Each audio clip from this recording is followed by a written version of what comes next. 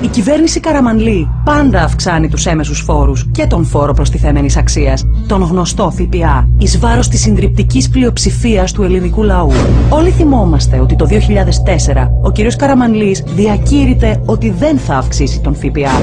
Όμως, το 2005 αύξησε τον ΦΠΑ από το 18% στο 19%, προκαλώντας έξαρση της ακρίβειας. Το ίδιο κάνει και σήμερα. Θα αυξήσετε το ΦΠΑ ή θα τον αφήσετε όπως είναι? Επειδή θέλετε καθαρές απαντήσεις, να ξέρετε ότι δεν είναι στις προθέσεις μου. Αλλά κανένας δεν μπορεί να προβλέψει το μέλλον σε 2, σε 3 ή σε 4 χρόνια. Σίγουρα θέλει να αυξήσει και πάλι τον ΦΠΑ σε 20%, σε 21% και 22%. Για να πάρει δισεκατομμύρια ευρώ από το λαό. Χιλιάδες ευρώ από κάθε οικογένεια, κάθε χρόνο. Γιατί να τον πιστέψετε ξανά? Φτάνει πια.